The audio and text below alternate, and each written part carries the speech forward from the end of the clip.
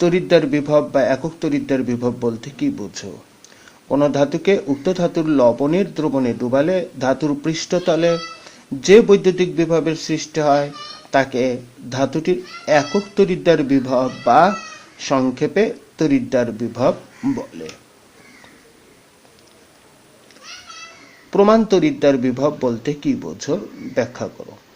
কোন ধাতুকে উক্ত ধাতুর লবণের দ্রবণে ডুবালে ধাতুর পৃষ্ঠতলে যে বৈদ্যুতিক বিভবের সৃষ্টি হয় তাকে ধাতুটির তড়িৎদ্বার বিভব বলে।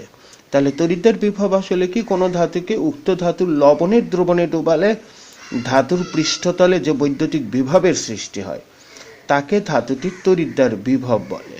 কিন্তু আমরা জানতে চাচ্ছি প্রমাণ তড়িৎদ্বার বিভব। তাহলে এই যে তড়িৎদ্বার বিভব তার সাথে যুক্ত হয়েছে প্রমাণ, তাহলে এই কথাটি এর সাথে খালি জুড়িয়ে দিতে হবে।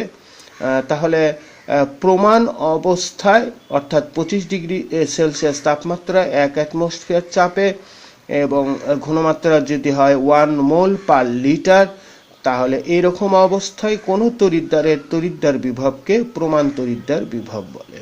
তাহলে প্রমাণ তড়িৎদ্বার বিভব বলতে গেলে আমাদেরকে আগে তড়িৎদ্বার বিভব কি সেটি বললাম, তারপরে প্রমাণ অবস্থায় এই তড়িৎদ্বারের বিভবকে আসলে প্রমাণ তড়িৎদ্বার বিভব বলে, এভাবে বলতে হবে। যেহেতু প্রমাণ একক তড়িৎদ্বার বিভব সরাসরি নির্ণয় করা যায় না, এ কারণে প্রমাণ অবস্থায় কোনো অর্ধকোষকে প্রমাণ হাইড্রোজেন তড়িৎদ্বারের সাথে যুক্ত করে তার প্রমাণ তড়িৎদ্বার বিভব নির্ণয় করা হয়। জারণ বিভব বা অক্সিডেশন পটেনশিয়াল। কোন তড়িৎদ্বারের রাসায়নিক কোষে অ্যানোড ও দ্রবণের সংযোগের স্থলে জারণ বিক্রিয়া ঘটে। এইরূপ জারণ বিক্রিয়ার জন্য যে বিভবের সৃষ্টি হয় তাকে জারণ বিভব বলে। তাহলে সহজ করে কথা যদি আমরা বলি যে অক্সিডেশন পটেনশিয়াল বা জারণ বিভব কি, আসল কথা হচ্ছে যে কোনো তড়িৎ রাসায়নিক কোষে অ্যানোড ও দ্রবণের সংযোগের স্থলে, অর্থাৎ কোনো একটি ধাতুকে যদি তার ধাতব লবণের মধ্যে ডুবিয়ে দেওয়া হয় এবং সেখানে যদি জারণ ঘটে তখন যে বিভবের সৃষ্টি হয় সেটি আসলে জারণ বিভব। একে OX মানে অক্সিডেশন থেকে এসেছে, OX দ্বারা প্রকাশ করা হয়।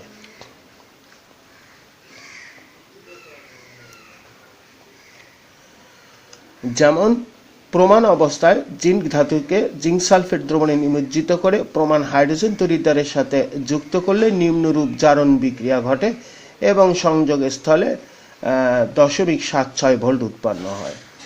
এই বিষয়টি আমরা পরবর্তীতে আবার সুন্দর করে বুঝিয়ে দেব। আবার এখানে একটু বুঝিয়ে দিচ্ছি যে প্রমাণ অবস্থায় জিঙ্ক ধাতুকে জিঙ্ক সালফেট দ্রবণে নিমজ্জিত করে, অর্থাৎ জিঙ্ক সালফেটের কোনো দ্রবণের মধ্যে জিঙ্কের দণ্ড প্রথমে ডুবিয়ে দিলাম, তারপরে এই অর্ধকোষকে হাইড্রোজেন তড়িৎদ্বারের সাথে যুক্ত করা হলো এবং সেই ক্ষেত্রে বিক্রিয়া সংঘটিত হলো এবং সংযোগের স্থলে এত ভোল্ট উৎপন্ন হলো। অর্থাৎ আমরা যে বিভবটি এখানে পেলাম সেটি হবে এটির জারণ বিভব।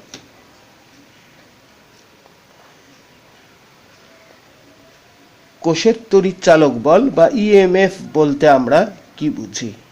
বলছি কোন তড়িৎ রাসায়নিক কোষের দুইটি তড়িৎদ্বারের জারণ বিভবের পার্থক্য বা বিজারণ বিভবের পার্থক্য, অর্থাৎ জারণ বিভবের পার্থক্য হলেও হবে অথবা বিজারণ বিভবের পার্থক্য হলেও হবে, অথবা আরেকটা হতে পারে অ্যানোডের জারণ বিভব এবং ক্যাথোডের বিজারণ বিভবের যোগফলকে কোষের তড়িৎচালক বল বা EMF বলা হয়। অর্থাৎ দুইটি কোষের মাধ্যমে একটি পূর্ণকোষ তৈরি হলো এবং এই ক্ষেত্রে যে বিভবের সৃষ্টি হলো, যা মানে বিভব পার্থক্যের সৃষ্টি হলো, অর্থাৎ কোষ বিভব যেটি, সেই কোষ বিভবটাই আসলে এখানে EMF। এখানে একটি সুন্দর উদাহরণ দিয়ে এই বিষয়টি বুঝিয়ে দেব EMF এর মান কিভাবে এখানে আসছে বা EMFটাই আসলে কি। তো এখানে একটি জিঙ্ক আমরা দেখতে পাচ্ছি আর জিঙ্ক সালফেটের দ্রবণ, অর্থাৎ দুটি অর্ধকোষ দেখতে পাচ্ছি। এই অর্ধকোষকে সল্ট ব্রিজ দ্বারা যুক্ত করা আছে। একটি ভোল্ট মিটার এখানে দেখা যাচ্ছে, সেই ভোল্ট মিটারে 1.1 ভোল্ট প্রদর্শিত হচ্ছে, অর্থাৎ দুইটি বিভবের যে পার্থক্য সেটি এখানে হচ্ছে। তো এটি আসলে ইএমএফ। তো এখানে গাণিতিকভাবে আমরা আসলে কিভাবে এই ইএমএফ বের করতে পারি? তো ইএমএফ মানে আসলে কোষ বিভব। তাহলে কপারের জারণ বিভব এটি দেওয়া থাকবে, কপারের জারণ বিভব এত, এবং জিঙ্কের জারণ বিভব +0.76, আর কপারের জারণ বিভব -0.33। তাহলে ইএমএফ হবে জারণ বিভবের পার্থক্য, এই দুটার পার্থক্য। সেই ক্ষেত্রে ধনাত্মক, যেহেতু এর মান বেশি বেশি তারপরে বিয়োগ কম, তাহলে বেশির মধ্যে এখানে যেহেতু ধনাত্মক রয়েছে অতএব এটি আগে আসবে। দুটি যদি ধনাত্মক থাকে তাহলে সেই ক্ষেত্রে ধনাত্মকের মান যেটি বেশি হবে সেটি আগে আসবে। আবার দুটি যদি মাইনাস হয়, আমরা জানি মাইনাসের মান যত ছোট হবে, এই মাইনাস সহ যে মানটা এটি যত ছোট হবে সেটি আসলে বড় হয়ে যায়। তো যাই হোক, এখানে আমরা দেখতে পাচ্ছি মাইনাস আর প্লাসের মধ্যে তো অবশ্যই প্লাসটা বড়, তাই এখানে এই মানটি দিয়েছি এবং এই মাইনাসটা এখানে দিয়েছি, আর এখানে কিন্তু একটি মাইনাস আছে, তাহলে দেখা যাচ্ছে +1.1, অর্থাৎ ইএমএফ এর মান হচ্ছে 1.1 ভোল্ট। তো দ্বিতীয়টি আমরা বের করছি, সেটা হচ্ছে কপারের বিজারণ বিভব যদি হয়, তাহলে বিজারণ বিভব এটি যদি মাইনাস হয় তাহলে অবশ্যই এটি প্লাস হয়ে যায়। আমরা জানি জারণ বিভবের মান মাইনাস থাকলে বিজারণ বিভবের মান প্লাস হয়ে যায়, অর্থাৎ সাইনটা চেঞ্জ হয়ে যায়। এখানে যেরকম প্লাস হয়েছে এটি এখন সেটি মাইনাস। তো এখন এই বিজারণ বিভবের যেহেতু পার্থক্য করব, তাহলে এই দুটির মধ্যে যেটি বড়, এটাই ধনাত্মক চিহ্ন বা ঋণাত্মক চিহ্ন সহ, কিন্তু যেটি বড় সেটি আমরা আগে দিয়েছি, অর্থাৎ এখানে আমরা এটি দিয়েছি, আর এইখানে মাইনাস রয়েছে, এই মাইনাসটা আমরা পরে দিয়েছি, তাহলে 1.1 ভোল্ট। আর একটা যেটা বললাম ইএমএফ, সেটি হচ্ছে জারণ বিভব যার বেশি প্লাস বিজারণ বিভবের মান যার বেশি। তাহলে এক্ষেত্রে আমরা জারণ বিভবের মান বেশি, এই দুটির মধ্যে জারণ বিভবের মান বেশি কিন্তু জিঙ্কের, আর বিজারণ বিভবের মানের ক্ষেত্রে বেশি কিন্তু এটি 0.33। তাহলে জারণ বিভব মান বেশি জিঙ্কের আর বিজারণ বিভবের মান বেশি কপারের, তাহলে এই দুটি যোগ করলেও আমরা 1.1 পাচ্ছি। তাহলে আমরা এই যে কোষ বিভবের যে পার্থক্য, অর্থাৎ দুটি তড়িৎদ্বারের বিভবের যে পার্থক্য, যাকে আমরা কোষ বিভব বলছি, সেই কোষ বিভবটাই আসলে ইএমএফ বা ইলেকট্রোমোটিভ ফোর্স। তো আমরা পূর্বের অংশে আবার ফিরে যাচ্ছি, এখন কিন্তু আমাদের বুঝতে একটু সহজ হবে। কোনো তড়িৎ রাসায়নিক কোষের দুইটি তড়িৎদ্বারের জারণ বিভবের পার্থক্য বা বিজারণ বিভবের পার্থক্য, বা অ্যানোডের জারণ বিভব এবং ক্যাথোডের বিজারণ বিভবের যোগফলকে কোষটির তড়িৎচালক বল বা ইএমএফ বলা হয়, ইংরেজিতে ইলেকট্রোমোটিভ ফোর্স বলা হয়। তো বিষয়টি আশা করি আমরা সকলেই এই বিষয়টি বুঝে গিয়েছি। এখন এখানে আমরা দেখতে পাচ্ছি ইএমএফ সমান সমান ই নট সেল। ইএমএফ কিভাবে হবে?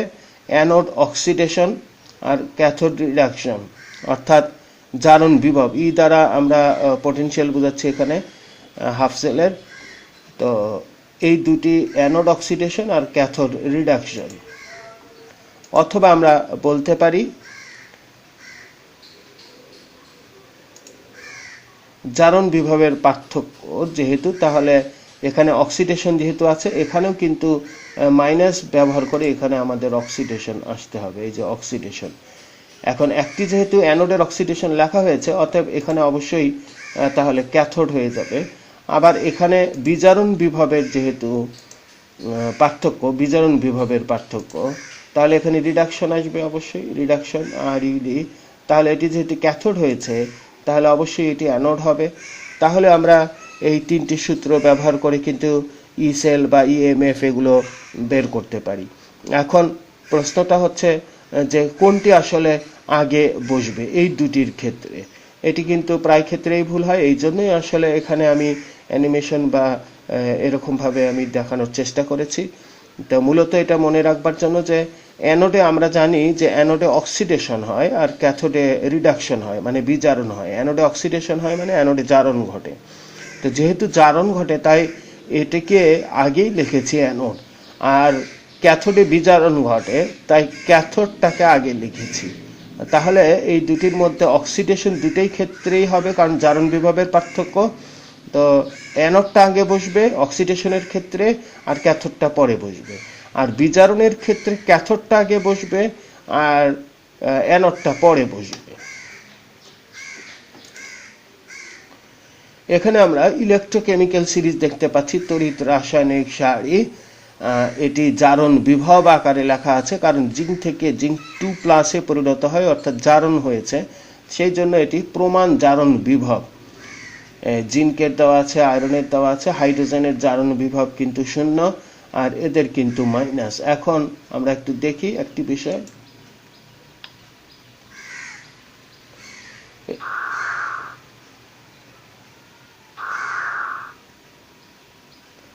এখানে আমরা কি দেখতে পেলাম যে কিছুক্ষণ আগে কিন্তু এটি প্লাস ছিল, জারণ বিভবের ক্ষেত্রে যেই বিজারণ হয়ে গেল সাথে সাথে এটি মাইনাস হয়ে গেল, আর এগুলোও কিন্তু চেঞ্জ হয়ে গেল। তড়িৎ রাসায়নিক সারিতে আমরা যে জারণ বিভবের মান দেখলাম কিছুক্ষণ আগে, সেগুলো তো একক তড়িৎদ্বার বিভব, কিন্তু আমরা তো জানি কোনো একটি পয়েন্টের বিভব নির্ণয় করা যায় না। আমরা জানি দুটি পয়েন্টের বিভবের পার্থক্য বের করা যায়। তাহলে ওখানে কিভাবে একক তড়িৎদ্বারের বিভবের মান পেলাম? যেরকম জিঙ্কের জারণ বিভবের মান বলা হচ্ছে এত, এটি তো একক তড়িৎদ্বার বিভব, এটি আসলে আমরা পেলাম কিভাবে? এখন আমরা এর উত্তর খোঁজার চেষ্টা করব। এখানে একক তড়িৎদ্বার বিভবের মান নির্ণয় কিভাবে আমরা এই মানটা নির্ণয় করতে পারি সেটি দেখাবো। তো তার আগে আমরা এখানে দেখতে পাচ্ছি যে একটি অর্ধকোষ জিঙ্ক সালফেট দ্রবণের মধ্যে জিঙ্কের দণ্ড ডোবানো আছে, এবং এই অর্ধকোষটির সাথে হাইড্রোজেন তড়িৎদ্বার, এটিও একটি অর্ধকোষ, যুক্ত করানো হয়েছে, আর ভোল্ট মিটার এখানে যুক্ত করানো হয়েছে। এখন এই অবস্থায় সল্ট ব্রিজ দিয়ে যখন বিক্রিয়াটা এখানকার শুরু হয়ে যাবে তখন কি হবে সেটি দেখাচ্ছি। এখানে আমরা দেখতে পাচ্ছি জিঙ্ক ইলেকট্রন ত্যাগ করছে, আর কোষ বিভবের মান যেটি 0.76 ভোল্ট, অর্থাৎ দুইটি তড়িৎদ্বারের বিভবের পার্থক্য, যাকে আমরা কোষ বিভব বলছি। কিন্তু আমাদের যেটি দরকার সেটি হচ্ছে যে এর বিভবটা কত। এখানে বের হচ্ছে কোষ বিভব, অর্থাৎ এখানে অর্ধকোষের যে বিভব আর হাইড্রোজেন তড়িৎদ্বারের এখানে যে বিভব সৃষ্টি হচ্ছে, এই দুটি বিভবের পার্থক্যই কিন্তু কোষ বিভব। কিন্তু আমরা এই জিঙ্ক সালফেটের দ্রবণে জিঙ্কের দণ্ড ডোবালে যে বিভব সৃষ্টি হয়, অর্থাৎ এই অর্ধকোষে যে বিভব, তার মান শুধু বের করতে চাই। আমরা তো এখানে দেখাচ্ছি বিভব পার্থক্য, তাহলে এখানকার বিভব, জিঙ্কের আসলে পৃষ্ঠে যে বিভব এবং হাইড্রোজেন তড়িৎদ্বারের যে বিভব, এই দুটির পার্থক্য আমরা এখানে দেখতে পাচ্ছি। কিন্তু আমরা চাচ্ছি শুধুই জিঙ্কের দণ্ডের পৃষ্ঠতলে যে বিভব সৃষ্টি হয় সেই বিভব, অর্থাৎ একক তড়িৎদ্বার বিভব আমরা বের করতে চাই। তাহলে আমরা কিছুক্ষণ আগে দেখে আসলাম কোষ বিভব মানে জারণ বিভবের পার্থক্য। তাহলে ই নট সেল সমান সমান E nought anode oxidation minus cathode oxidation. এটি আমরা কিছুক্ষণ আগেই দেখেছি, এবং এই বিষয়টি আশা করি আমরা সবাই বুঝেছি যে অক্সিডেশন মানে জারণ বিভবের পার্থক্য, অ্যানোডটা আগে আসবে আর ক্যাথোডটা পরে যাবে। তাহলে এখন প্রশ্ন, কোনটি অ্যানোড? এই দুটির মধ্যে কোনটি অ্যানোড? যেহেতু জিঙ্ক ইলেকট্রন ত্যাগ করছে অর্থাৎ জারণ ঘটছে, তাই জিঙ্ক অ্যানোড হিসেবে কাজ করছে। কাজেই অ্যানোড অক্সিডেশন হবে জিঙ্ক অবলিক জিঙ্ক 2+, তার মানে এটি জারণ ফরম্যাটে লেখা হয়ে গেল। তার ইনট সেলের মান তো আমরা জানি, তাহলে হাইড্রোজেন তড়িৎদ্বারের বিভব কিন্তু 0 ধরা হয়। তাহলে আমরা এখানে আমরা কি দেখব? তাহলে এই যে বিভব, এই যে ইনট সেল, এটির মান পেয়ে গেলাম। আর অ্যানোড অক্সিডেশন তো জিঙ্কের, এটি যেটা এখানে লিখলাম জিঙ্ক অবলিক জিঙ্ক 2+ মাইনাস, আর ক্যাথোড অক্সিডেশন অর্থাৎ হাইড্রোজেন তড়িৎদ্বার, এর তো বিভবের মান 0। তাহলে আসলে কি দাঁড়ালো? এটি কিন্তু একক তড়িৎদ্বার বিভব জিঙ্কের, আর এটি হাইড্রোজেনের একক তড়িৎদ্বার বিভব যার মান 0, আর এটি কোষ বিভব। তাহলে কোষ বিভবেরও মান জানি, এটির মান জানি, এর একক তড়িৎদ্বারের মান জানি না। তাহলে সেটাকে আমরা যদি বামে করি তাহলে এখানে দেখতে পাচ্ছি 0.76 ভোল্ট। অর্থাৎ এটি কিন্তু জিঙ্কের একক তড়িৎদ্বার বিভব। কাজেই জিঙ্কের জারণ বিভব 0.76 ভোল্ট। অর্থাৎ জিঙ্কের একক তড়িৎদ্বার বিভব 0.76 ভোল্ট। তাহলে এই প্রমাণ একক তড়িৎদ্বার বিভব বের করার বুদ্ধিটা আসলে কি হলো? আসলে হাইড্রোজেন তড়িৎদ্বারের সাথে যুক্ত করা হচ্ছে প্রমাণ অবস্থায়। হাইড্রোজেন তড়িৎদ্বারের সাথে যে কোনো একটি মেটালের অর্ধকোষকে যুক্ত করা হচ্ছে এবং ভোল্ট মিটারের মাধ্যমে ভোল্ট বিভব পার্থক্য বের করা হচ্ছে। আর হাইড্রোজেনের যে বিভবের মান, একক তড়িৎদ্বার বিভবের মান, তাকে 0 ধরা হয়েছে। আলটিমেটলি তখন এই একক তড়িৎদ্বার বিভবটা বের হয়ে আসলো। এইভাবে আসলে আমরা ইনডাইরেক্টলি একক তড়িৎদ্বারের বিভবের মান গাণিতিকভাবে বের করি। প্রমাণ কপার তড়িৎদ্বারের বিভব 0.339 ভোল্ট। এই কথার অর্থটা কি? যেহেতু কোনো একটি একক তড়িৎদ্বারের প্রকৃত বিভব নির্ণয় করা যায় না, তাই প্রমাণ হাইড্রোজেন তড়িৎদ্বারের বিভবকে 0 ধরে এর সাথে উক্ত তড়িৎদ্বার যুক্ত করে কোষের যে ইএমএফ বের করা হয় তা উক্ত তড়িৎদ্বার বিভব হিসাবে বিবেচনা করা হয়। কিছুক্ষণ আগের আলোচনাতে আমরা সে কথাই আসলে বলেছিলাম।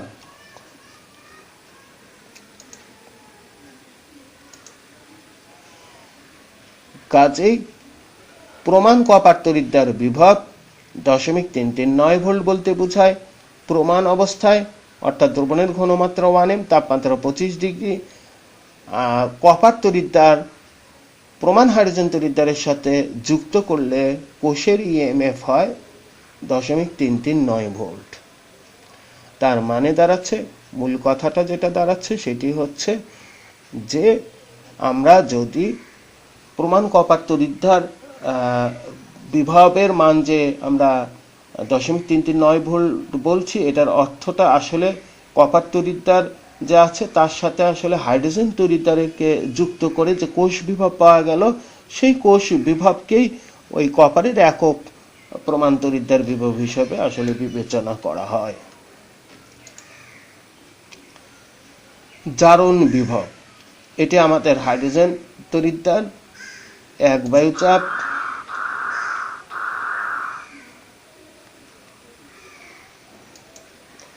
এখন যদি এখানে এটি ভোল্ট মিটার, এখানে কপার যুক্ত করি তাহলে আমরা দেখতে পাচ্ছি এখানে জারণ বিভবের মান এখানে মাইনাস হয়েছে। আর যদি জিঙ্কের দণ্ড এখানে দেই তাহলে কিন্তু জারণ বিভবের মান এখানে আমাদের প্লাস এসে যাবে। গাণিতিক সমস্যা, গাণিতিক সমস্যা এই বিষয়ে একটি পরিপূর্ণ আলোচনা পরবর্তীতে করব। এখন গাণিতিক সমস্যাবলীর 2-1টি এখানে আলোচনা করা হবে, যাতে বিষয়টি এতক্ষণ যে আলোচনা করা হলো তা যাতে সহজে বোঝা যায়।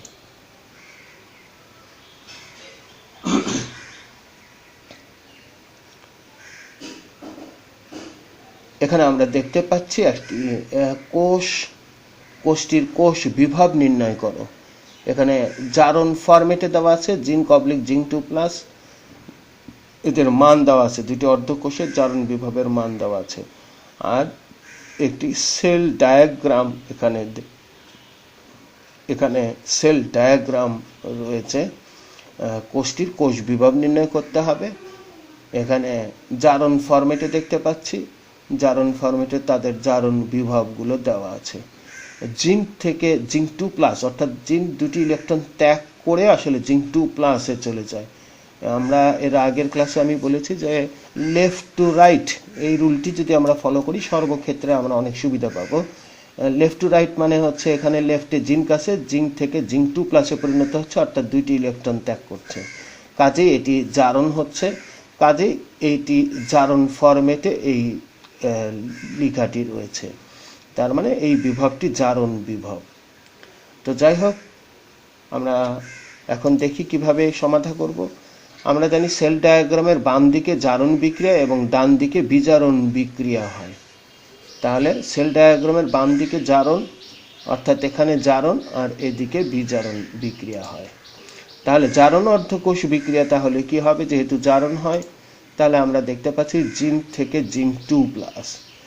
তো সেল ডায়াগ্রাম এখানে থেকেও আমরা বলতে পারি, অথবা আমি ব্যক্তিগতভাবে যেটি পছন্দ করি লেফট টু রাইট রুল, সেটিও কিন্তু এখানে অ্যাপ্লাই করা যেতে পারে। যেরকম বামে জিঙ্ক আছে, তারপরে ডানে জিঙ্ক 2+ রয়েছে, কাজেই জিঙ্ক এর চিহ্ন দিয়ে জিঙ্ক 2+, আর 2টি ইলেকট্রন অপসারিত হচ্ছে। যাই হোক, যেভাবেই হোক, বিষয়টি হলো জারণ অর্ধকোষ বিক্রিয়া এটি। তাহলে এখানে অ্যানোড অক্সিডেশন, যেহেতু জারণ হচ্ছে তাই অক্সিডেশন, আর আমরা জানি অ্যানোডে অক্সিডেশন হয়, তাহলে এখানে অ্যানোড অক্সিডেশন। আবার এখানে দেখতে পাচ্ছি zinc oblique zinc 2+।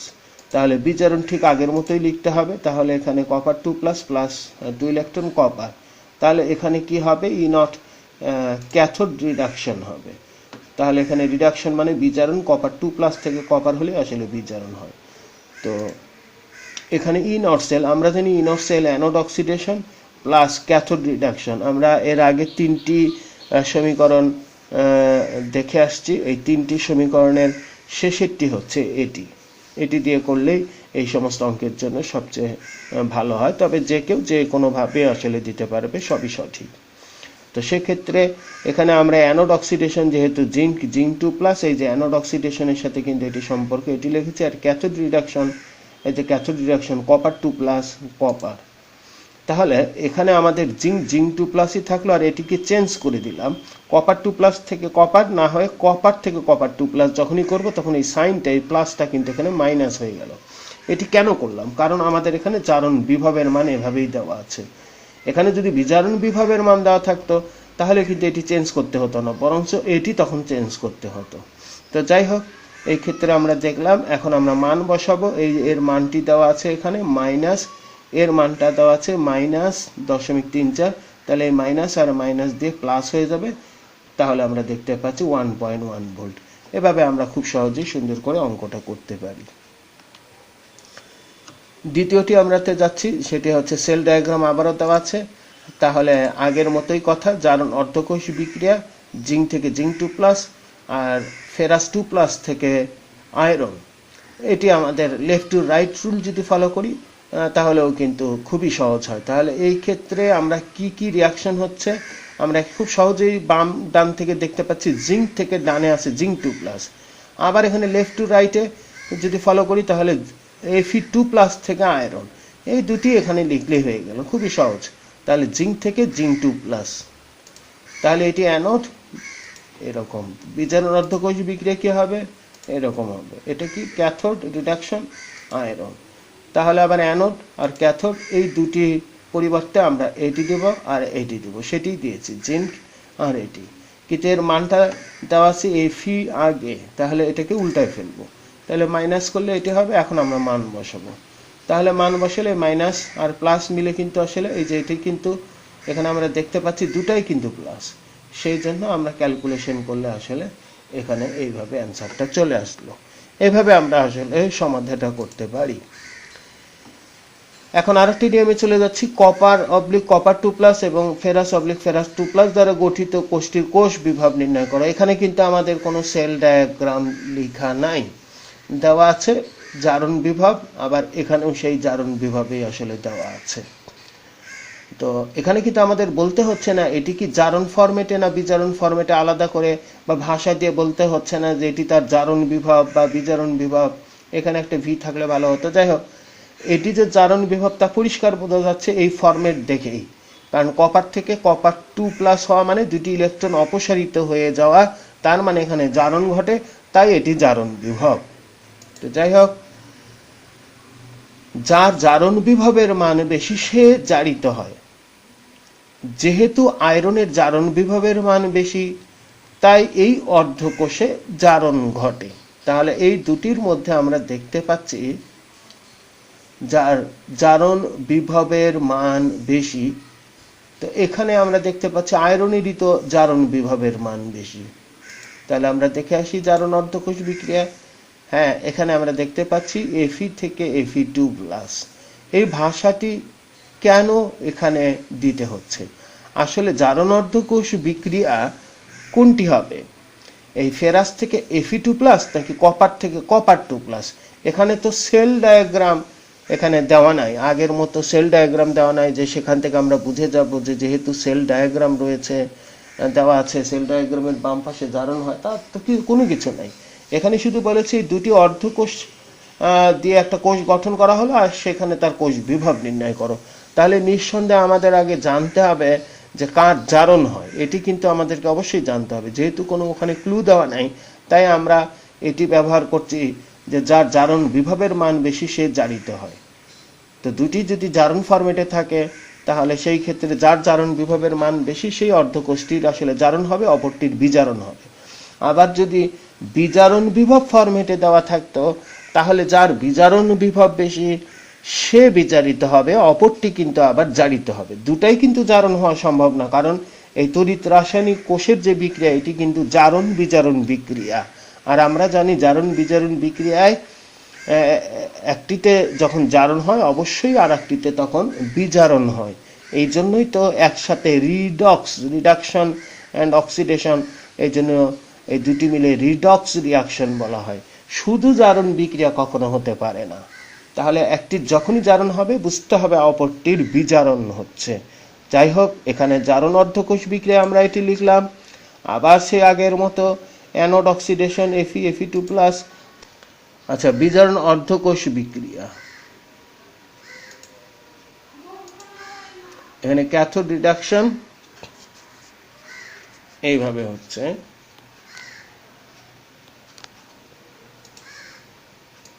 ইনর cell anode oxidation cathode reduction ঠিক আগের মতোই আসে।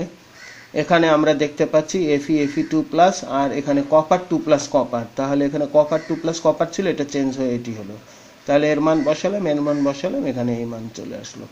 এইভাবে আমরা কোনো একটি কোষের কোষ বিভবের মান আসলে বের করতে পারি।